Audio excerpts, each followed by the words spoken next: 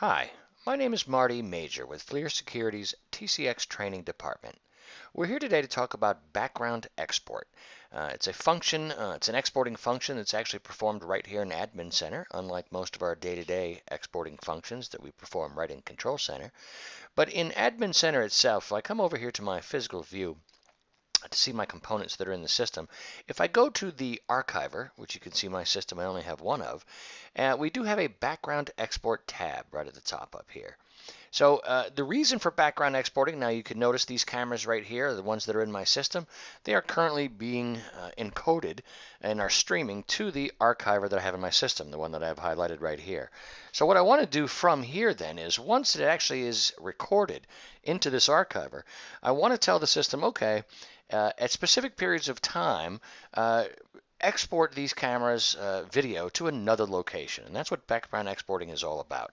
So if we come up here to the top and we engage it, right, we enable the background exporting to be turned on, this coverage button here in the next field tells us when we want, now we'll choose the cameras and move them over here. We might as well just do that now. We can either double click them or highlight them and click the arrow to, oops, I clicked the wrong arrow. So if we just move them all over here, so again, they're going to record to the archiver that they are entrusted to be recording to. And then what we're doing now is we're performing a job function after that that says, okay, now that you've recorded them, send them over to another location. So the coverage field right here, it indicates when we want this to occur, right? Which of these cameras, we move them over here, and during what times that those cameras are recorded do we want to do that. So say maybe just our daytime cameras, maybe, and daytime in our system is between 8 a.m. and 6 p.m. every day. So if I choose daytime, it's only going to actually export these cameras recordings during this period of time right here. And now as we come down here to our settings section, what I want to do now is tell it where it is that I want these exports from these cameras recordings to go.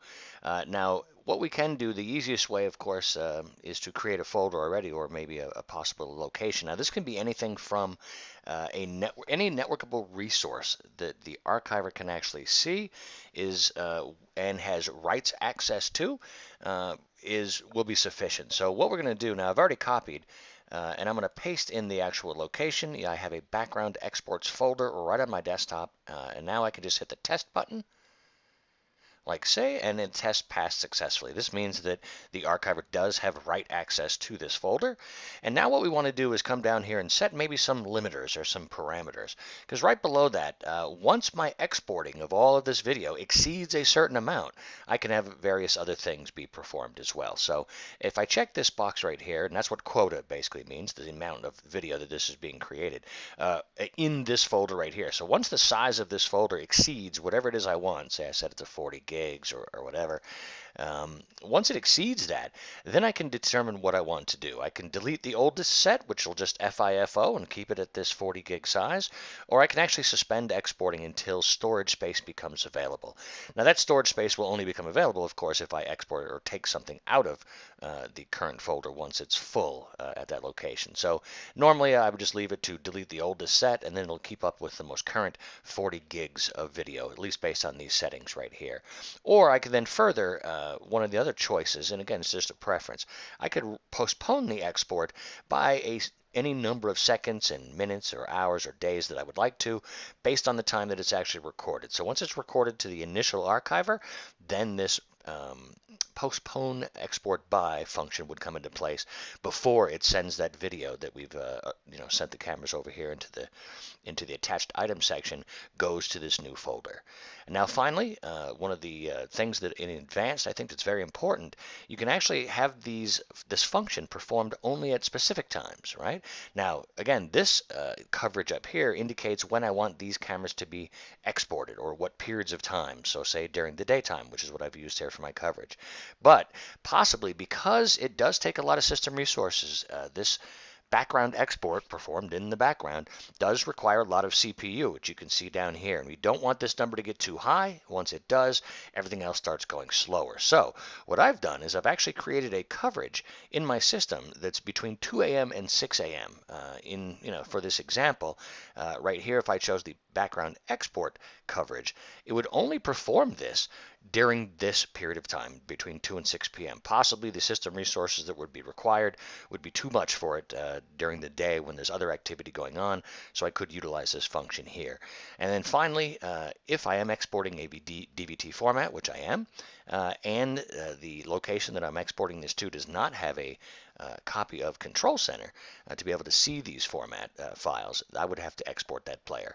However, keep in mind that when you do the files, it will export a player for each one of these, and this export player or quick Control Center can be over 100 megs in size, so keep that in mind. Now, if I were to start it up, or basically save the functions as we have them right now, my background export execution time basically would only occur between 2 and 6 a.m., which I am outside of that window now. So I'm going to change this to always just so I can let you see. And now with my cameras are sitting right here, notice it is currently in the idle stage until I engage it. Once I hit save, you can see my cameras are now active. I could pause the functionality, if I need to, and then resume it simply by clicking on the pause button, and then it says it's going to suspend some of that activity.